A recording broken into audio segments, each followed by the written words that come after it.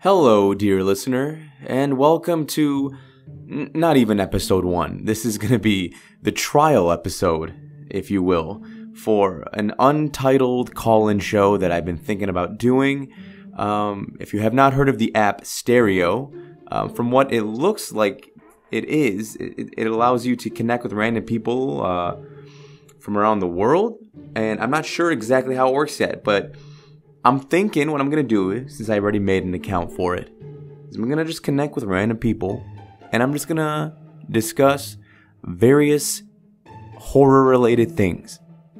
Ideally, it'd be like experiences they had, whether it be paranormal or stalker experiences, things you'd see on Reddit, No Sleep, Paranormal, or Let's Not Meet, but straight from, the mouths of these people on Stereo. So I'm going to give it a shot. I'm going to try to talk to a couple people. And if it's successful, I would love for this to be an additional upload every week on the podcast, just to give more content and to have something a little bit more personable, if you will. Something that strays away just a bit from the normal narrative storytelling of that the podcast currently is. I mean, that's not going anywhere. If anything, that's going to increase. But if I can have this as an additional upload just to change things up a little bit, that would be awesome. So, with that said, I'm going to get it started. If it is successful, I would love to add a video component. But for now, it'll be audio only. And you guys can't see the setup I have, but I have my phone connected to a Bluetooth speaker that is sitting on a cup that is right in front of my microphone and in front of my face. And I'm going to have the phone in front of me as well. And I'm just going to hope for the best. Let's just go for it, huh? Alright, so, I don't want to hear anybody else's stereo conversation now. I'm going to hit start a talk. Stereo would like access to the microphone. Yes, grant. It says, got it. Let me host a talk. Let's see. Alright, searching. Oswald Mosley. I'm going to accept. Hi, Oswald. Hey. How's it going, man? Nigga, balls in your mouth? Do I have balls in my mouth? Alright, well. Not the first conversation. Oh, we got the next Michael Jackson. Hi, how's it going? Oh, I have to accept. Hi, next Hello, Michael sir. Oh, hi, how's it going? Why do you got a knife in your head? Oh, it's kind of my persona. Are you the undead? I might be. I guess you wouldn't really know. Yeah, I would. Oh.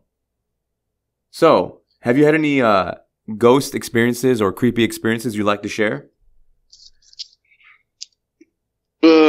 I've had a lot of experiences. Why do you ask?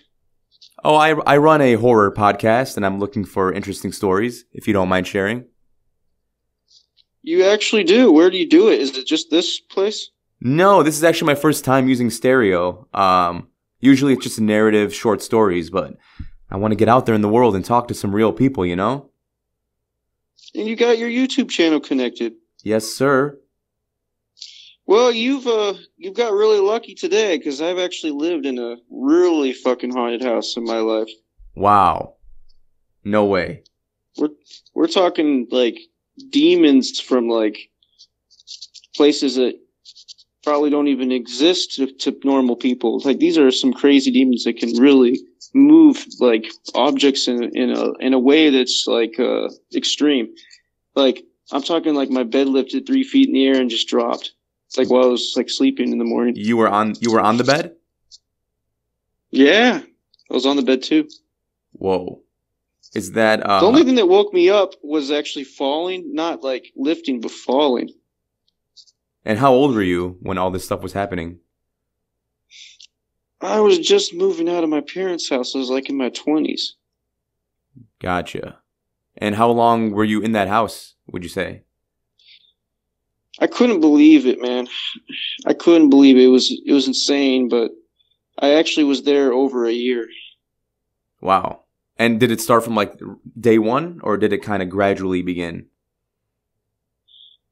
First day I knew it was haunted. Like right when I paid them the money, I really just wanted my money back. Like that's what I felt like when I was there. I was like, I'm getting a really bad feeling about this place. I want my money back.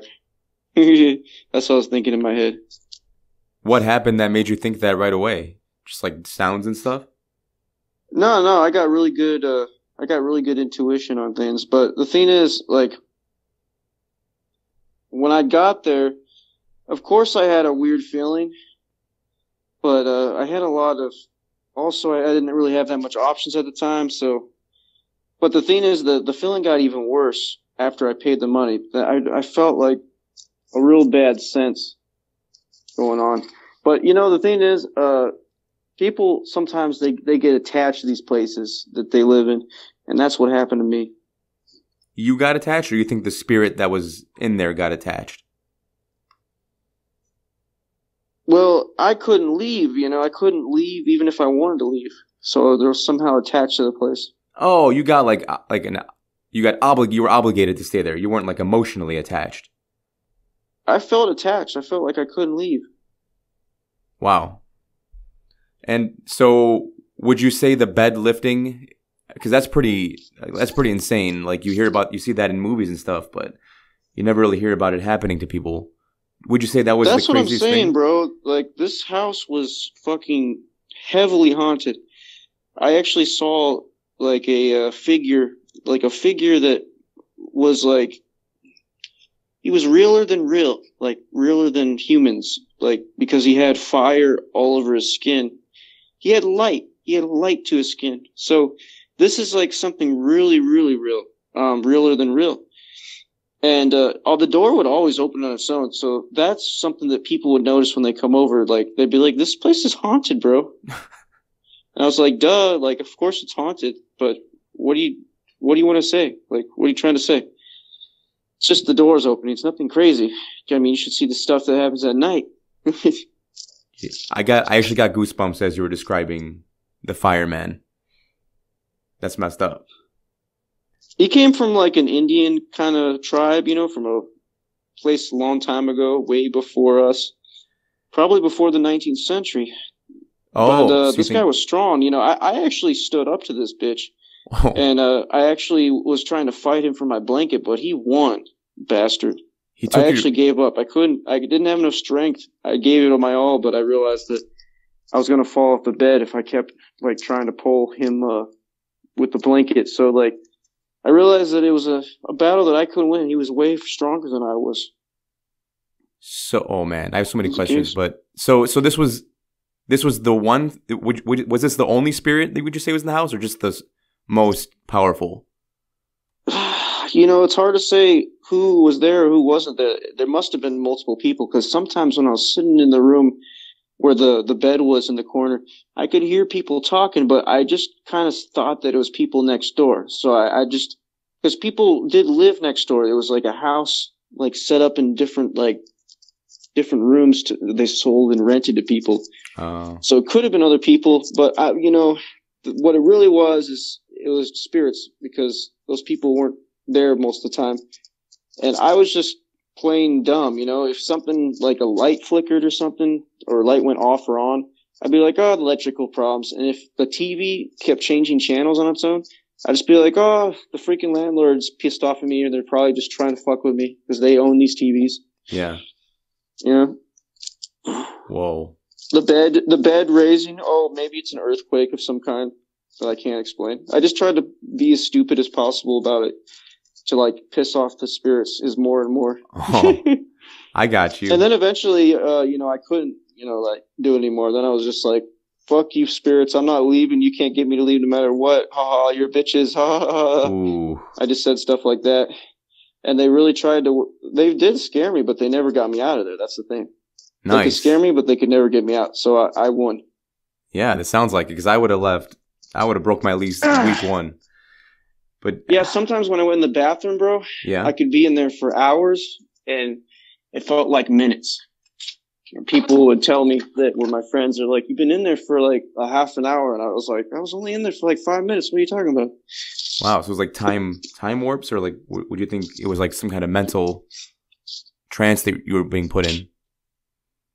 The trance, that's what it sounds like. Cause, I'd see a vision and then I'd black out and then I'd come back to, and I'd be like, what was that?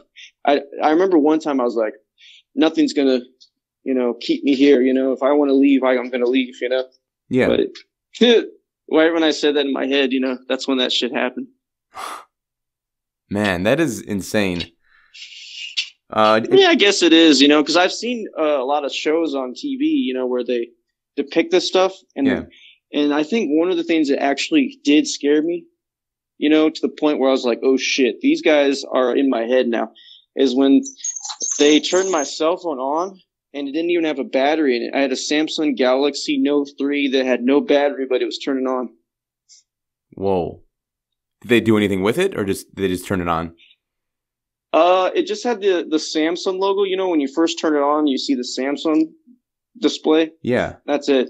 And there was no battery. It wouldn't shut off. I held the power button trying to shut it off. What you usually do when they just stuck. Yeah. But, because there's no battery, usually you take the battery out when that happens. So that's the weird thing about it. So no matter what I did, I even plugged it in the charger after that. It just stayed in the Samsung logo. So like they pretty much bricked my phone to where it couldn't do anything at that moment. I was going to grab another phone to start recording this because I was like, this is a phenomenon. But as soon as I looked around for the phone, I felt this really strong presence of like a spirit that basically had the presence that was, it didn't say anything, but if I could read its thoughts, it was basically saying, if you get that camera out and you start doing this, we're going to really fucking haunt you more than we've ever haunted you ever before. Oh my God. I believe that. I feel like that's always the worst thing you can do. Like attempting to capture them just gives them more energy. That's what I wanted to do, though. I wanted to capture the event, so I'd have some YouTube footage and proof. Right, yeah, the proof. Because you never really can get that stuff on tape, Yeah. Because of a lot of that issue, I would assume. Yeah. Dang. Where was this, if you don't mind me asking? Like, what town was it in? It's still there, the place wasn't bulldozed down yet. And I visited it many times trying to see if anyone lives there, but I guess no one lives there anymore. There's just the person who owns the place just comes by and drives and checks it out and keeps it updated to the best they can do, which is really ghetto. But it's like at 7th Street in Dunlap and Phoenix. 3rd Street in Dunlap. Yeah, but it's still there and it's still haunted. And yeah, it's some crazy shit. I don't know why anyone would not just try to bulldoze that place down, and try to like dig stuff up, see if there's anything there, Crazy. It was heavily haunted, bro. Damn. Yeah. Well, thank you so much for sharing that. That was amazing. This is actually the first episode I'm attempting to do this with, and you knocked it out of the park. I didn't expect this intense of a story. So I appreciate that. It's even more intense, bro. Like in the bathroom, sometimes I was, using the restroom, and the bathroom would the toilet would flush on its own. Jeez. That's crazy that you stayed there for a year. I gotta give it up to you for that one, because most people would have just cut their losses and left. That would have been the smart option, because I feel that these spirits, they can really take everything from you, mentally, spiritually, emotionally. There's just so much stuff they can take from you. They can really make you feel tired if they want to. It's Sounds just like a really big problem. I mean, well, you probably know a lot about this since you've done this, but have you done this a long time? Or are you just getting into it? I've had the channel for probably, I don't know, like 5 or 6 years by now. So I've read a ton of stories and done research. And you got like a huge following base, huh? I'd say on the lower side. But hopefully one day it gets there. Unfortunately, the paranormal doesn't get too much views online, but it's a real important profession to study. I feel. Yeah, I mean, just to warn people what not to do, if nothing else. So what should I not do when I'm in a haunted house? Because I obviously probably broke a lot of rules, I'm guessing. I would say right away, the thing that comes to mind is don't try to communicate with them in any way, such as like a Ouija board or anything like that. Mm. Yeah, I always. Now, what would I do if like they try to communicate with me, but I don't want to communicate with them? I would ignore. I think you were doing right to, ignore them, even if it was just trying to annoy them or whatever. I think ignoring is the best option. Because to acknowledge their presence, I think gives them energy, which is the last thing you'd want. So, but how can you ignore your bed lifting in the air? That's just something I don't understand. That's insane. That's something where I've never had anything near that happen to me. So I think I would have just left. But I've never experienced that phenomenon of being attached. Or, having the obligation to stay in a place like that, whether it's financial or otherwise. So you were in a rough situation. I don't know how I would have handled it personally. I think the stupidity in my head was the thing that made me stay. Because I actually thought about just sleeping in the alley one night. Like, that's how I weighed my options. But then I came back to the house and I was like, wait a second here. This is my place, motherfuckers. Fuck you guys. That's just the attitude I got. No, it's good. I'm sure, and it probably served you well because I also think they feed off of fear. So I think you did well there too. Yeah, eventually I just stood up to everything that happened. I just faced it all. And there was one night they just gave me respect and stopped bothering me as much. Nice. It was pretty cool. Nice, yeah. But it was when I was standing up to people on the phone in my business. They just would watch me run my business all day. And eventually they gave me a lot of respect. They were sizing you up. Yeah, it was messed up, though. Sounds like it, dude. I already had a tough life as it is. I only made $250 a week running a business in an apartment. Yeah. And it had to be haunted, too. Yeah, that's that's horrible. I mean, that's double whammy horrible. So, props to you for getting through it, man. Yeah, but you never know what the future is. You could be in a haunted house all over again. You never know. That's why I just can only do what I can do. Amen. That's it. And so glad I'm not in there, though. Yeah, for sure. But it sounds like if you ever find yourself in that situation, you'll know how to handle yourself more than most.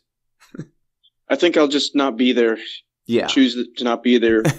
Even if I put money down. Yeah, that's probably for the best. If you can handle that now, if you've got improved your situation, and that's an option, I would say exercise that option. Yeah, I know there's spirits everywhere, but when a place is really just haunted and spirits can come in at any given time, it's just not cool. And for anyone to have to live through that, I think you'd have to be a horrible person to deserve that. Yeah, I mean, it's one thing to encounter it in the world, but in your home where you lay your head, that's where you should feel the most safe. So to have it happen there, that's a nightmare. It's a living nightmare. I can't say I was a good person at the time. You cannot say? Yeah, I mean, I can't say I was a good person at the time. I just say that I was developing myself and I was trying to do what I could to survive. And, I kind of cheated some people in business. But it's I ran a business and sold stuff, but people would be really stupid and they wouldn't read my ad and all the information on there, so they'd waste my time a lot. And eventually I would just not tell them anything and just sell the item, and they'd be all pissed because they didn't realize that the item's description was different than what they thought it was going to be. It was a very tough business, and it almost seemed like the market was only for screwing people and it wasn't for helping people. Are you still in that business? Yeah, but I'm doing things right now. I'm giving people like more than what they ask for when I sell something. Nice. I'm always looking to get a 5-star review. I'm online. I'm not on Craigslist anymore. I do business where everything has a record and then there's reviews. So the more popular I get, easier it is to sell items, and it just flies out the door. I'm always willing to help people. Is there anything you want to shout out here? I mean, I can't guarantee you a lot of traffic, but if you want to shout anything out now or plug something, you can feel free. You know, I do want to shout out something to a couple companies, Alien Labs and Connected. They're the best companies in Arizona for growing high quality cannabis. And they just came here from California. They got stuff that tests over 30% THC.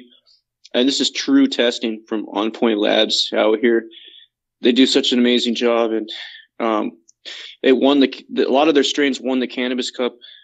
I mean, if not all of them, because they're just so strong. And they're like smoking moon rocks, basically.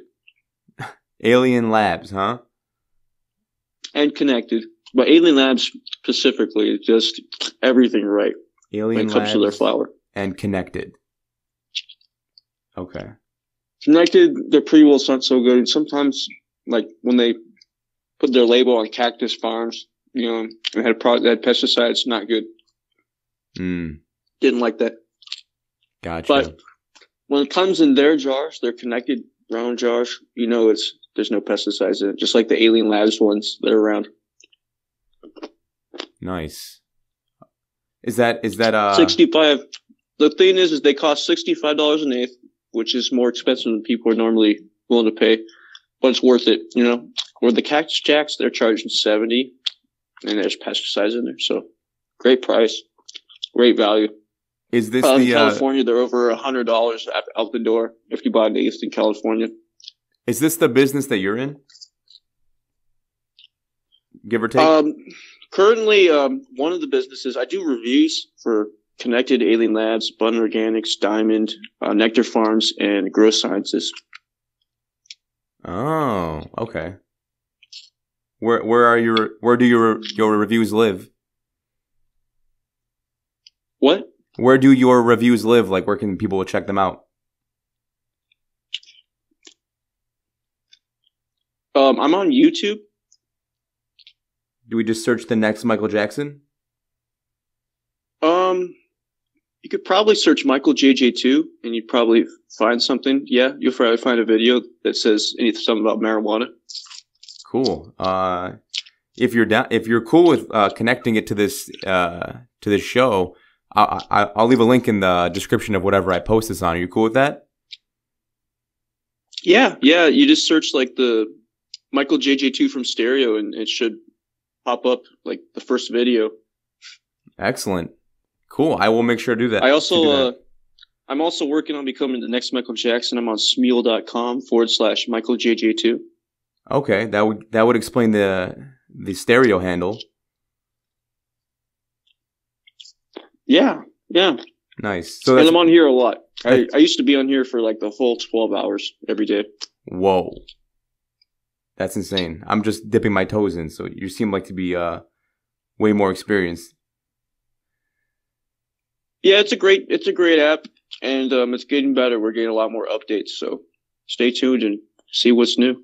Nice. Well, hopefully I have more interviews with people like you who not only have excellent stories to share, but just have good conversation. So thank you again, next Michael Jackson.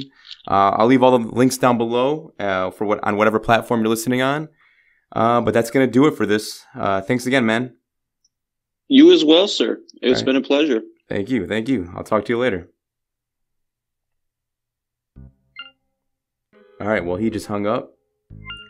Oh, it's connecting with someone else. I don't want to do it. Get me off of here. I'm closing Stereo. I hit the microphone.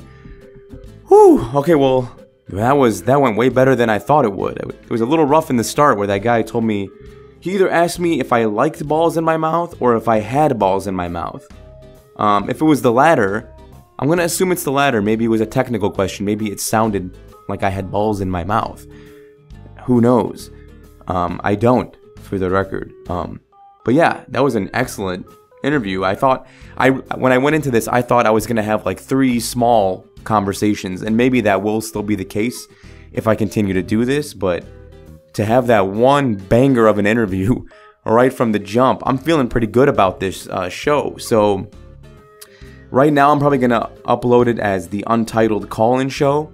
I gotta think of a more clever name, maybe create some branding, but I think I'm gonna keep this going. I'm gonna probably put this on YouTube as well as all of the podcast platforms.